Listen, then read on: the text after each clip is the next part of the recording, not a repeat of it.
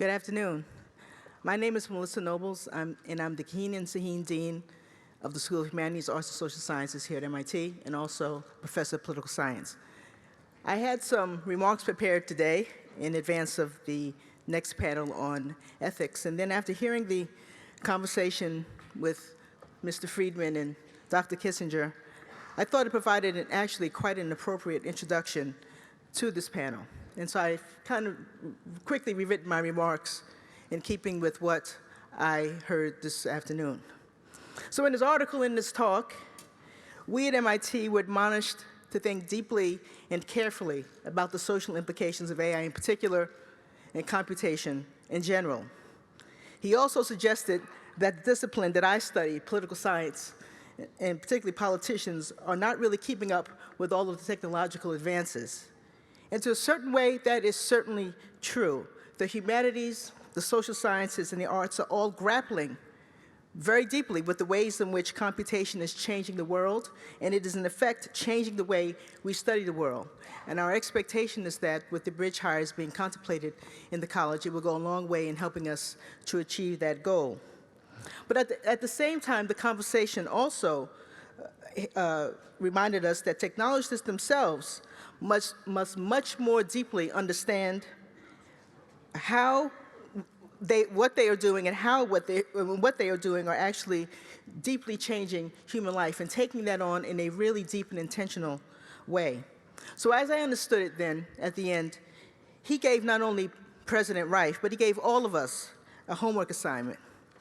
And that assignment is this: it is to be truly collaborative in our endeavors, because the welfare, literally, of humankind rests on it. And it's with that gravity that I hope we will think about the next panel. So I call the panelists up to the stage. Are you all coming? They're coming.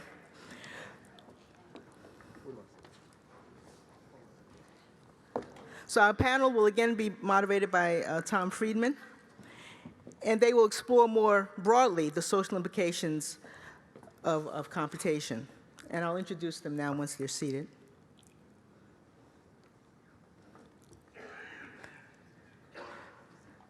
If you all, when I say your name, you can just raise your hand. The first is Ursula Burns. She's the executive chairwoman and CEO of VEON, a leading global provider of connectivity and internet services headquartered in Amsterdam. We have Ash Carter, who is the director of the Belfer Center for Science and International Affairs at the Harvard Kennedy School and a former U.S. Secretary of Defense. Jennifer Chayes is a technical fellow and managing director of Microsoft Research, New England, for New York City and Montreal. Joi Ito is director of the MIT Media Lab. Megan Smith is the founder and CEO of Shift7, a company driving tech forward, innovation for faster scaled impact. He's also a former U.S. Chief Technology Officer. And finally, Darren Walker, president of the Ford Foundation and International Social Justice Philanthropy. As I mentioned, their discussion will be moderated by Tom Friedman, a 3-time Pulitzer Prize winner and a weekly columnist for the New York Times. Please join me in welcoming them.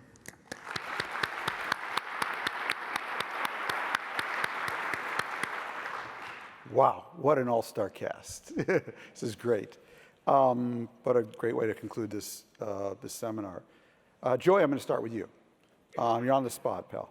And I'm going to start, I happened to do a column I was in India last week, and I did a column on, well, AI's disrupting the outsourcing industry. And so we have comments on our columns, and I was reading the comments because they were particularly interesting this week. And there was one letter there that came in that made me think of you in our prep call. And the letter was from Robert W. in San Diego. And he said, a letter to the editor, what we call AI is really just machine learning. My cats display some intelligence. If I come home from the store with a bag of things and toss them on the couch, my cats will run to the bag to see what's in it. They will smell it and pat at it because they wonder about it, just like our ancient ancestors looked up at the stars and wondered what those points of light were.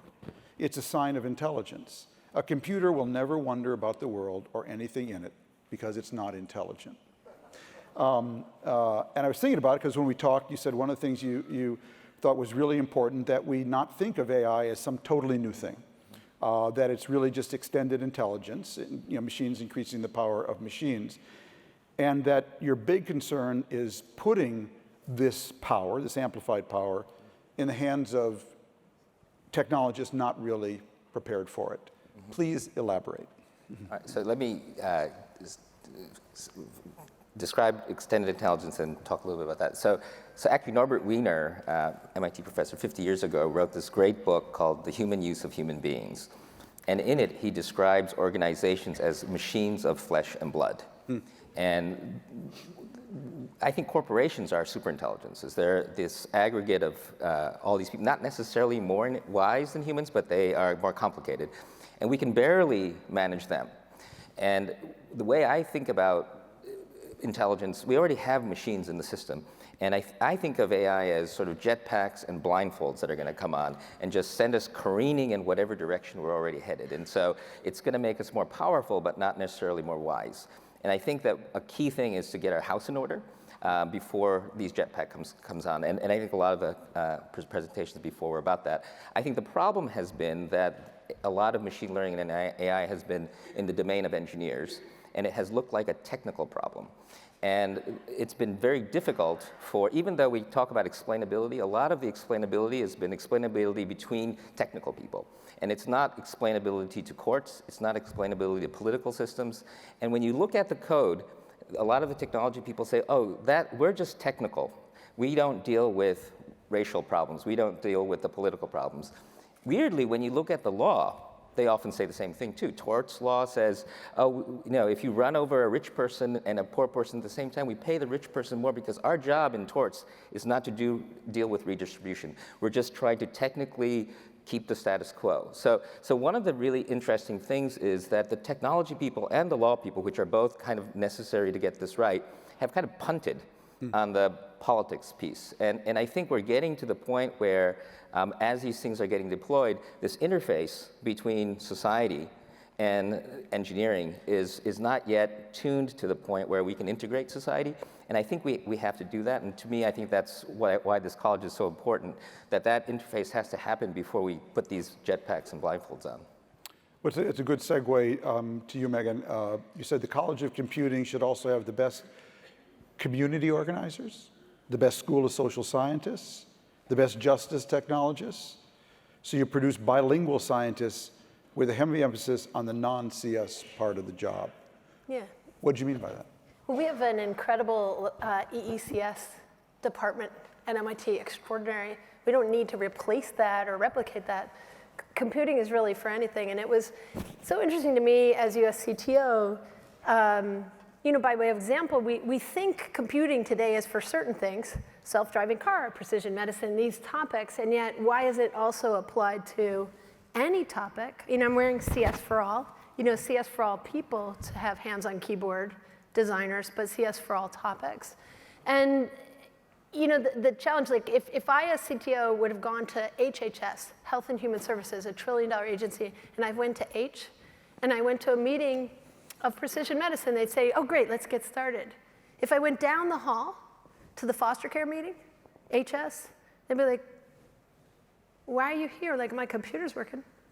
Right? And these are extraordinary people. Like, our civil servants who work in HS are just amazing. Like, they know more about these systems and just as those things. So I guess one of the key things that I hope for this is that I hope that we're going to do a lot of computing on foster care solutions. I think we should do some computing on equality, rural child poverty. Like, we feed 22 million children in the free and reduced lunch program during the school year, and we can only get to 6 million of them in the summer. That's a big data problem. I think it's more important than self-driving cars. I love my friends who work on self-driving cars, but there's lots of us who could work on lots of things. And so one of the things I'm really excited about for this computing college, the College of Computing, and I thank everyone who's working on it, is that we really could not just diversify tech, but we could techify everything else, and we could really work on the hardest, I have the SDGs on, the hardest problems together in this collaborative way. It's such an opportunity. It involves not only actually solving some of the ethics problems, would be bringing some of these topics into the mix of the code and some of these other humans in the mix of the code. We're super lopsided on who gets to speak, who gets money, who gets to set the agenda. This is really silly. And I call it TQ, like tech quotient. Like, let's add the TQ to everything, and we can really embrace solving a lot of things. And I think we'll start going in the right directions if we have blindfolds on. So I haven't checked this, but I'm going to make a bet that there was not a single question on the implications of AI in the 2016 debates for president. Can you imagine that happening in 2020? Yeah, definitely. I think that's going to happen. And it was interesting because we're moving so fast that I remember when Secretary Fox, who was Secretary of Transportation with Secretary Carter, when he came to be confirmed, the Secretary of Transportation, there were no questions on tech. And by the time he finished, self-driving cars and UAVs and all that. So we're moving fast, and yes, it'll be there. So Darren, I want to test out, I've got a book idea, and I want to test it out on you since you're here.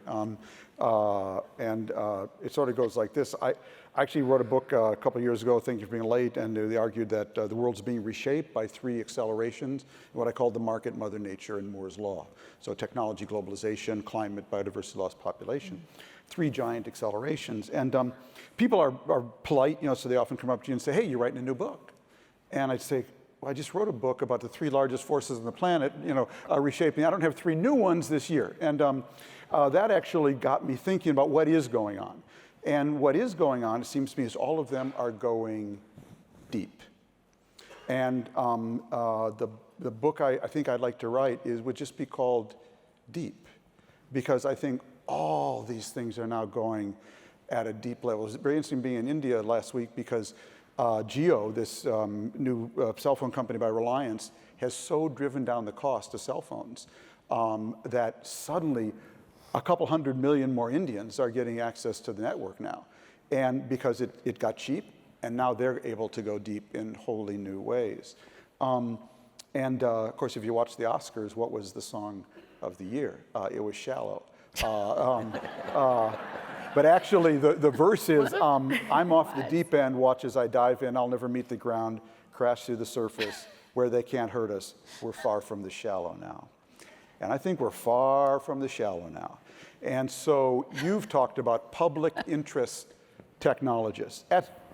Megan, Joe, you're all really talking about if we go deep without the philosophical, legal, ethical, norms around just behavior and privacy, we're going to be really far from the shallow.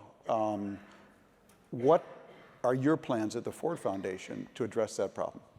Well, first, I think if we are going to go deep without a view as to whether AI can advance justice and whether it can strengthen our democracy, if we're going to engage in this enterprise without those questions driving our discourse, we are doomed.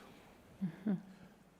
If we do not understand that there is a difference between private interest and the public interest, and that space is contested. We saw that space in the Zuckerberg hearings, where we had powerful senators asking this CEO basic questions about how to turn their computer on. The question was actually, how do you make money if you give it away for free?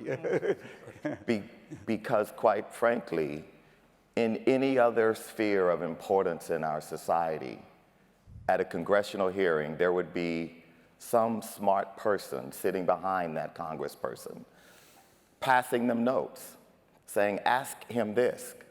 He's wrong, challenge him, the data says this. And there's someone sitting behind in health, the environment, human rights. There was no one sitting behind those senators because there are very few people on the Hill working in the public interest on this larger issue of this fourth industrial revolution. Why is that? Because MIT and Stanford didn't train them to go to the Hill. And that's the potential that this new Schwarzman College offers, and why I think what Raphael and Steve and the others here are doing is so potentially transformational for higher education and more broadly society. Yes. Because if we don't have a view about the public interest, if we can't even define what is the public interest in this conversation, then we won't work for the public interest. The professor said a moment ago, I'm very excited about AI. If I'm a black man on parole or about to be paroled, I'm not excited about AI. Why not? Because the way in which predictive analytics is driving decisions as to who gets paroled and who doesn't is having a pernicious effect that is in fact reifying and amplifying the very human biases that we see reflected in our society. So the potential of AI should be to help correct the inherent biases, the historic biases that play out every day in America. But it's not doing that. And the answer can't be, we don't know. That can't be the answer in a society where inequality is growing and where those who have historically been marginalized and disadvantaged are having their disadvantage compounded. So will AI be a leveler, or will AI simply compound the disadvantage and bias that is already built into our systems and structures? You know, I lived through this. I've been at the New York Times for 40 years almost, and I lived through this transition because I worked for a news organization that was basically, for most of its life, printed on a dead tree, on paper. And over here we had a regulator who said if somebody wants to run an ad on your dead tree, they have to identify where the money comes from. And over here we had an editor who said if you make a mistake on the dead tree, you have to correct it. And on top of the dead tree, we had readers and advertisers. Then along came Facebook. And they said, no. We're not a dead tree. We're a platform. We don't need any of your regulators. We don't need any of your editors. But we want all of your readers and all of your advertisers. And we didn't know what to do. And they were kind of cool. And we were sort of old, dead tree journalists. And so we did the only thing we knew how to do, and that was trust them. And they completely violated our trust. I mean, not ours, I mean the community's trust. By scaling their platform helter-skelter without building in the editors and the implicit regulation. Do you think there's any rolling that back? No. We have to engage, and we have to talk about the things that we don't like talking about, or at least elites don't like talking about, like regulation and redistribution. Because unless we are prepared to have a system that is fairer, then our democracy is going to be undermined. So the question for me is, who's going to write the regulation? Because actually, there's a dearth of talent in Washington who even understands the fundamentals of that platform. So you were saying no. Elaborate.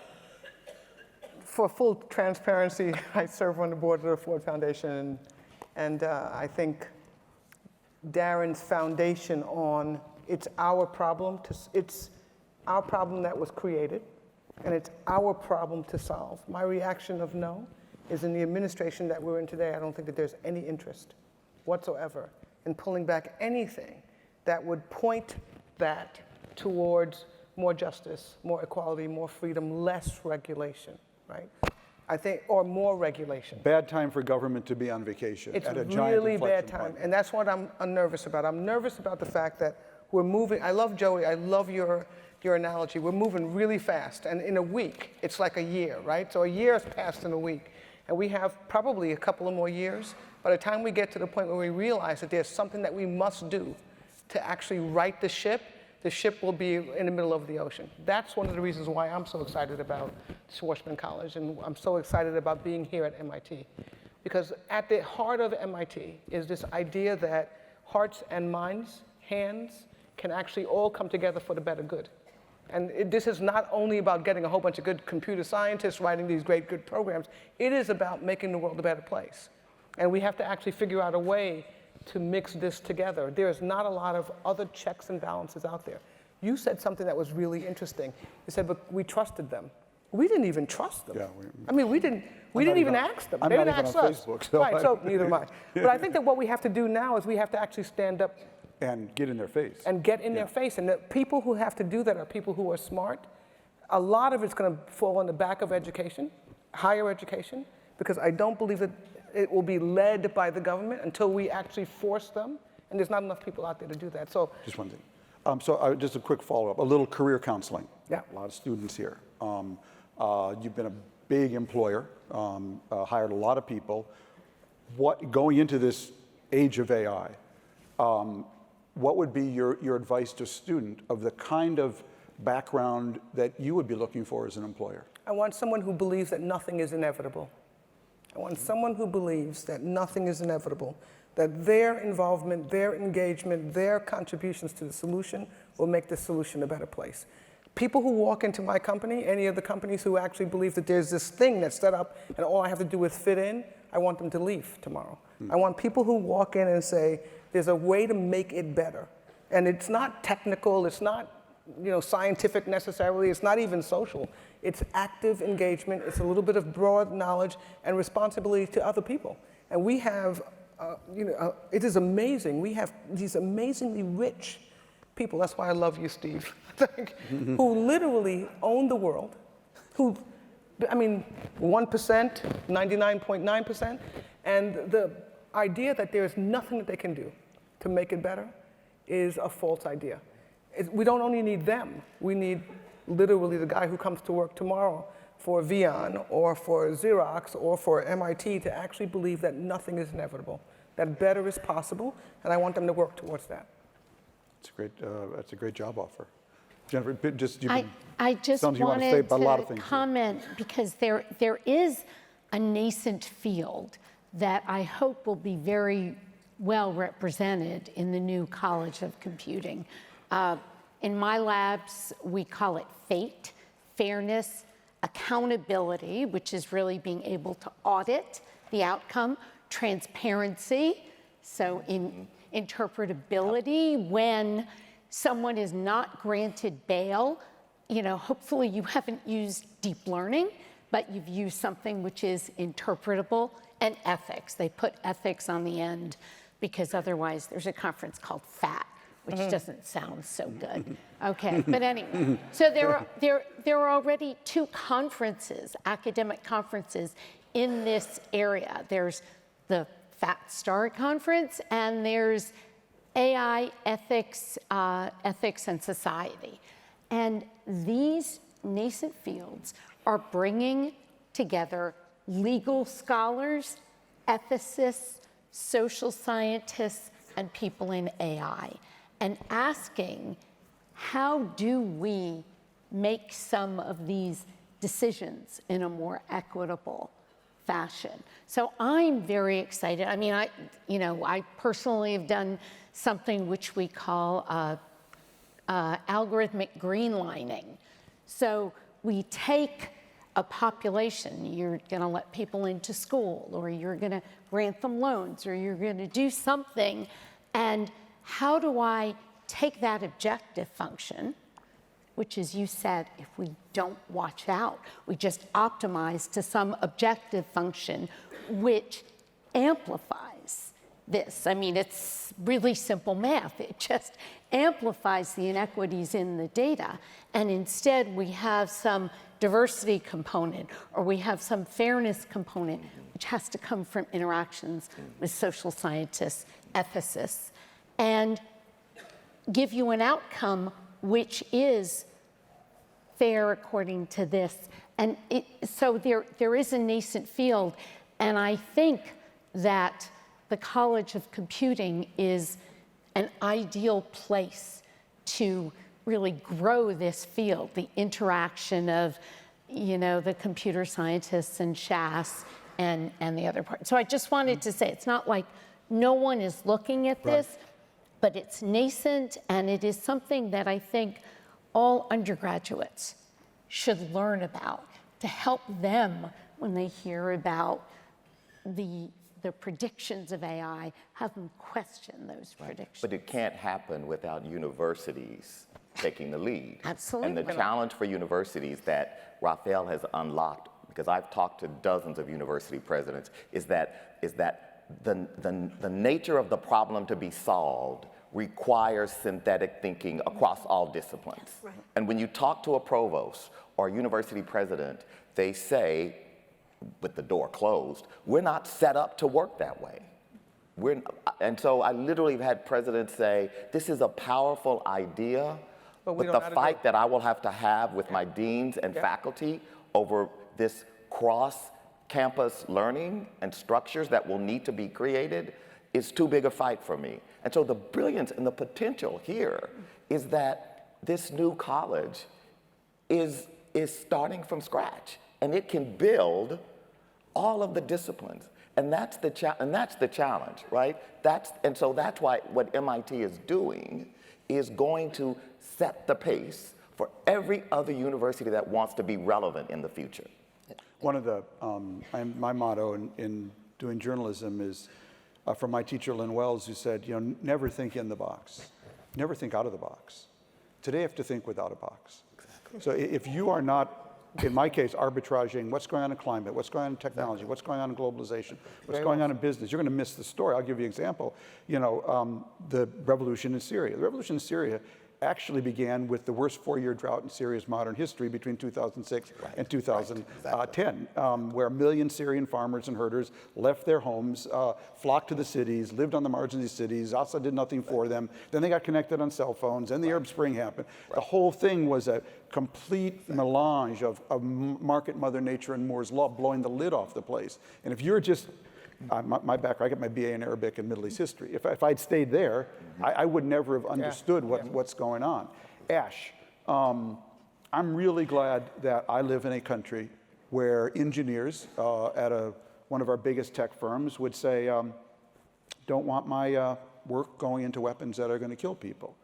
I'm also really glad I live in a country protected by the Pentagon, the US Army, Navy, Air Force, and Marine Corps, because there are people who want to destroy our freedoms. How do you resolve that? Well, you're referring to the project Google, even at Google. And here's how, if they were those, which was not all Google employees, but some Google employees, the first thing I'd say is, listen, I respect that. At least you're thinking ethically. I'm going to come to a different place with that chain of reasoning, but good on you, because you're thinking about the morality of what you're doing. And by the way, think about that with respect to everything else you're doing. It's not that just if you're working for the Defense Department, suddenly moral weight falls upon you. Moral weight falls upon you whenever you're doing anything consequential. Now for defense, I'll just say one thing about defense, and then I want to offer a little hope here. Please. And sort of how-tos that I've learned over the course of a long career in technology, not just defense. But 7 years ago, 2012, before all this discussion went on, I was the #2 in the Department of Defense. And I issued a directive addressing the issue with respect to autonomous weapons that is still in force. And what it says is that there will not be autonomous lethal systems in our future.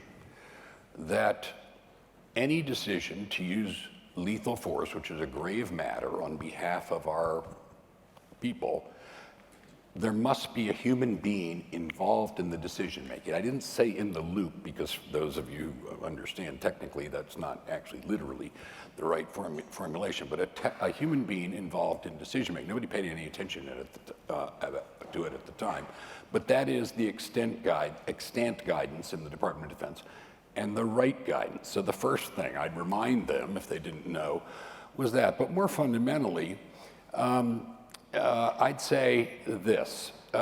Look, early in my career, I was brought up by the Manhattan Project scientists, and they said, get in the game. This is too big a deal for you to stand on the sidelines. So I'd say, first of all, good on you, you're thinking morally. But secondly, you're headed in the wrong direction. If you want us to do the right thing, it's our government. It's the only government you got. You can't walk down the street and go to shop at another government. Get in the game, make us do the right thing, bring your knowledge to that. And also, I might say, and that takes us in a whole different direction, how do you like working for the PLA? Because you do that, and over there you can't tell. The People's Liberation Army. And the People's Liberation Army, and that is. What do you mean by that? Well, I'm somebody who's worked with the Chinese a long time. I don't mean I want to see a Cold War between the United States and China, but it's a communist dictatorship. And they're intent upon using AI as an instrument of control. Those are not the American values that I think are important. Now, to what to do about it, I mean, yes, educating our students, that's why I'm here. Because I want to respond to that exact desire of those young people to say, hey, wait a minute, what's going on here? Are we doing the right thing? But give them something to work with. Here are some things to work with.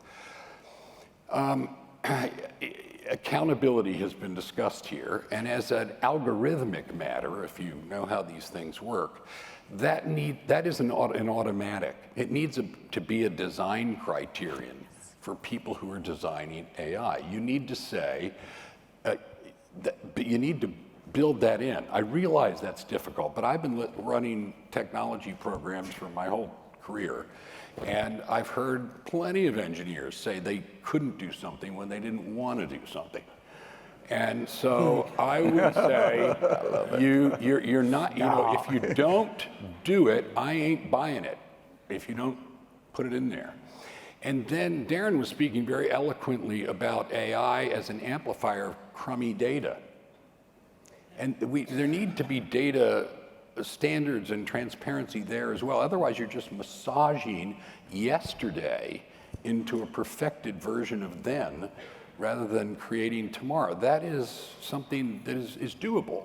And the last thing is, I'll say to Congress, yeah, I mean, that was a big, that day will go down in my personal mental history as one of the greatest missed opportunities in our collective history.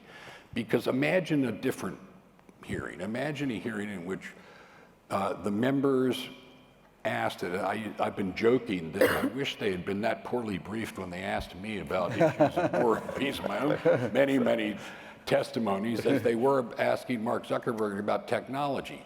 There's something that can be done about. And he, for his part, didn't pass the test of history, in my judgment, I think, against him personally.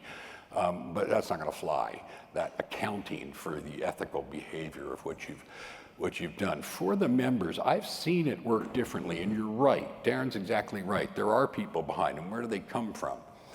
In my experience in technology, in addition to having some people who know how to do the mix, which is what we're all about now and what the Schwarzman College of Computing is all about, a mechanism that works well for Congress. I was part of, once upon a time, for one instance, and it has a few ingredients. The first is the members have to really want the information. And now that's not true about everything. So you're not gonna, I'm sorry to say, you're not gonna be able to do a scientific advisory piece of work on some subjects where they don't want to hear. But here, this is something that is not yet partisan, whatever that would even mean in this area, that is not yet polarized. They genuinely wonder. So that's the first thing. The second thing is that you need to have something that is demonstrably not only expert, but monitored, usually that you get some wise group of people to oversee it and assure the members it hasn't gone off track.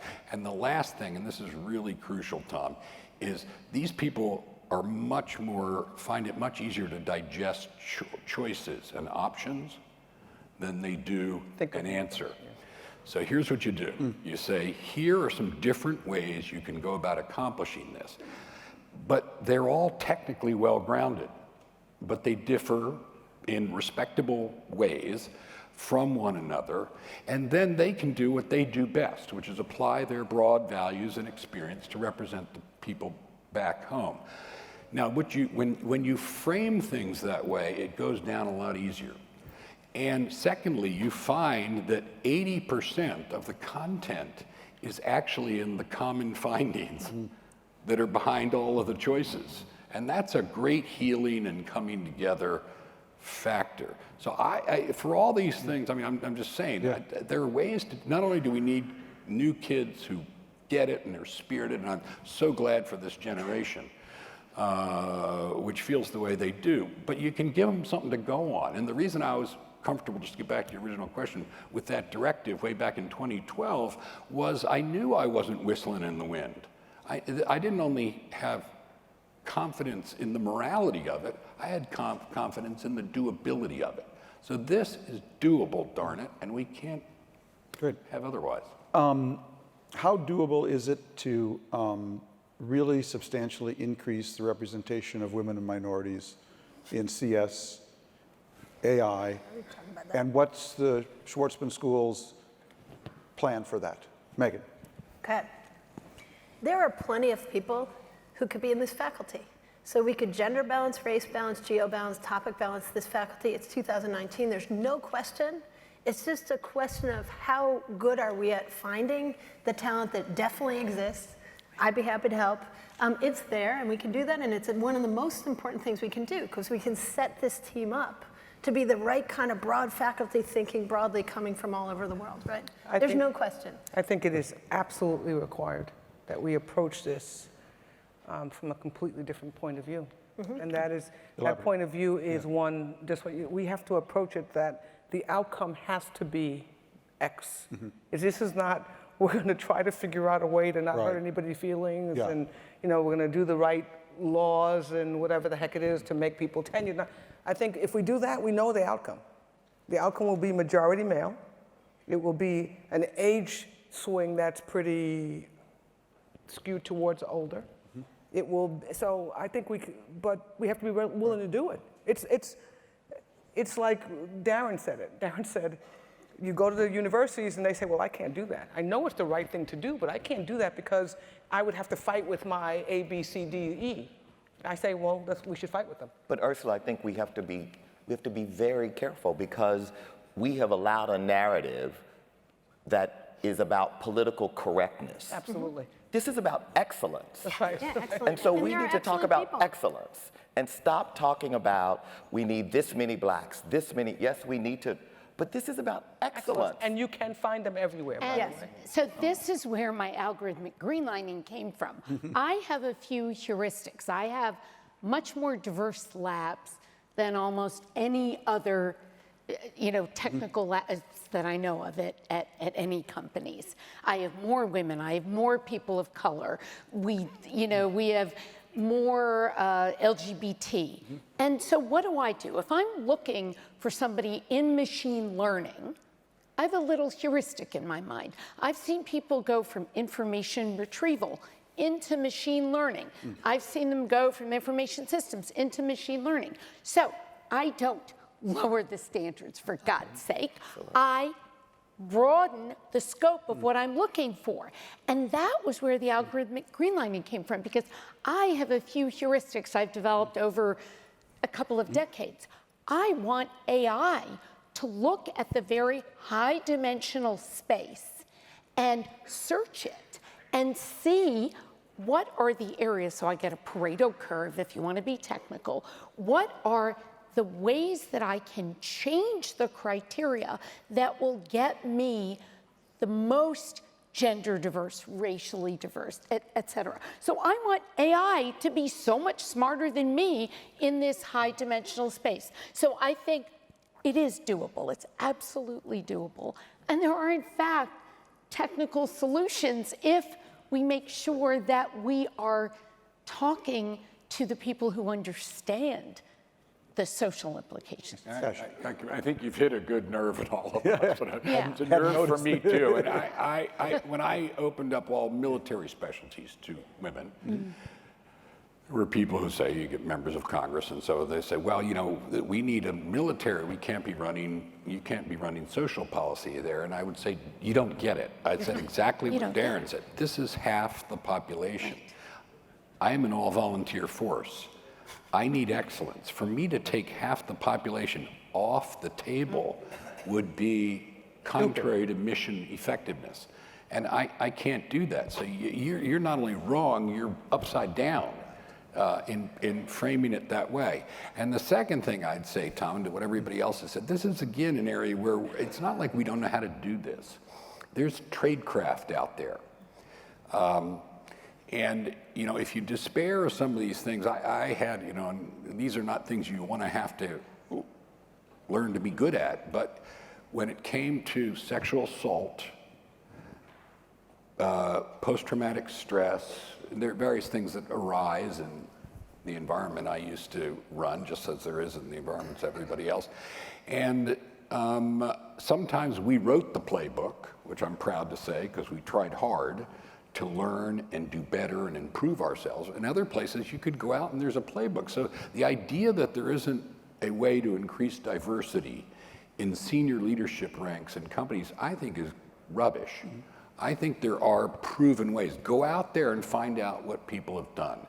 And you don't have to invent it all yourself.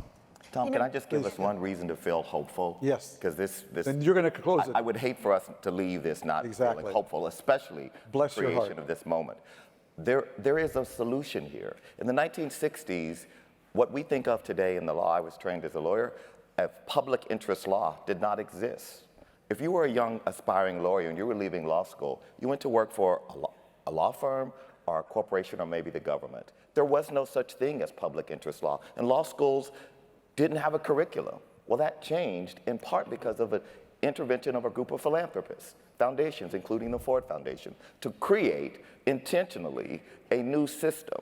That can be done, and actually MIT is going to be the anchor of what we will know in this society as public interest technology. On the Hill, there is something called Tech Congress. On the Hill, there is something called Tech Congress. A group of foundations are funding young, bright PhDs, MAs in NCS to work on the Hill for Congress people. There are a number of philanthropists. We need more to join us in this venture. And there are a number of efforts like that that are inputted into this ecosystem to do exactly what you're saying, JD, to actually transform that system to serve in the public interest. Darren, that's a great, I think, setup for the close, because unfortunately I have to catch a plane. But I just want to say that when Raphael called me and said, I want you to do this in the seminar, blah, blah, blah, I really didn't know. When Raphael calls, I say, aye, sir, and I'll be there. That's why we're all here. But I am so impressed by what I've heard today. I'm so excited about this school. I think it is so cool. Steve, you and Christina doing the Lord's work. Raphael, I salute you. It was a privilege to be there today.